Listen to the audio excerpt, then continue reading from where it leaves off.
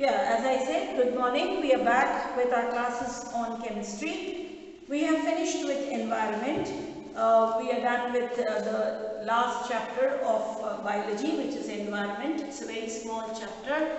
Notes have been sent to you for environment. A PDF need to be converted, and even the in-text questions behind the textbook will be sent to you in the group. Today we will start with metals and non-metals. Before I start, let me tell you, we have only this chapter, Ardha. Half of the chapter has been deleted. So we have chapter from page number 37 to page number 49.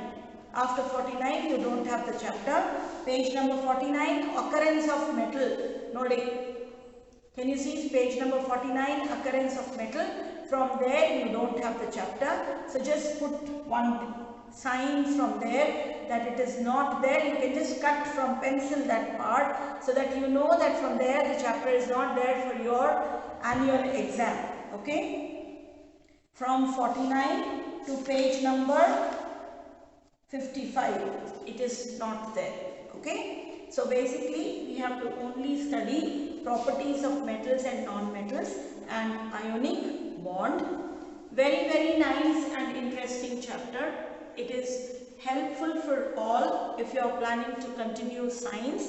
So all of us know that iron is a metal and chlorine is a non-metal, or all sodium, potassium, lithium, they are all metals, as we studied even in periodic table that they form basic oxides. So you have also studied somewhere in 8th or 9th that metals are malleable, metals are ductile, metals are sonorous, metals are good conductors of heat and electricity, and non-metals are just opposite to metals. So now we will study what are the properties of metals and what are the properties of non-metal. As promised, every day I will do only one page. Okay, so today we will start with metals and non-metals. A nice huge chapter. The difficult part of this chapter has been removed. So we will only study the first part, which is metals and non-metals. Mark distribution can be seen from whatever I have sent. I think I'll let you know metals and non-metals. So we will study from the beginning. In class 9, you have learnt about various elements. You have seen that elements can be classified as metals or non-metals on the basis of their properties. What are the properties? Same thing. Metals are shining, non-metals are not. Metals are good conductors of heat and electricity, non-metals are not. Metals are malleable, non-metals are non-malleable. Metals are ductile, they are not ductile. They are sonorous, they are not sonorous. Okay? Think of some uses of metals and non-metals in your daily life. If you want to think, please think. What properties did you think of while categorizing element as metals or non-metals? How are these properties related to the use of these elements? Let us look at some of the properties in detail. So first, physical properties and then chemical properties. Metals. The easiest way to start grouping a substance is by comparing their physical properties. Let us study this with the help of the following activity. From activity 3.1 to 3.6, collect the samples of the following metal. Nange symbols beku. Okay? When you are studying metals, you should know symbols of all. So first, what is the first element? Iron. Symbol yeno? Fe. Next element yeno? Copper. Cu. Then next is what? Aluminium.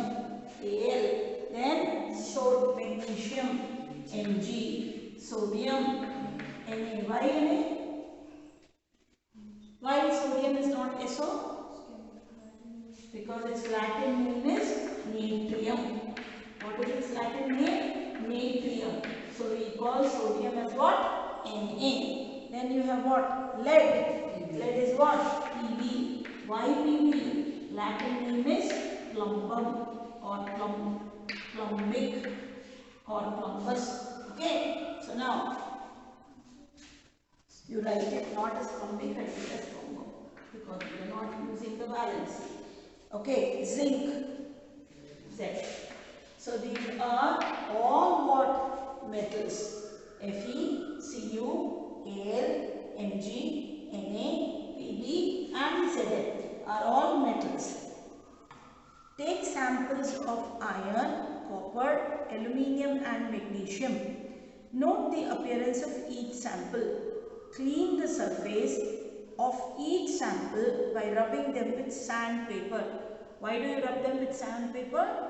To remove the undesirable layer of oxides, carbonates or sulfides. And note the appearance again. Metals in their pure state have shining surface. Their property is called what? Metallic luster. So when we are doing this, we will always write towards one corner metals and difference between metals and non-metals. So the first thing is what? Metals all have what luster? Shining luster. They all are, when they are rubbed with sandpaper, they again get back their glow or their shine. This is called as shining luster.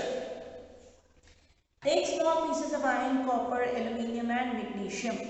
Try to cut these metals with a sharp knife and note your observation. Hold a piece of sodium metal with a pair of tongs.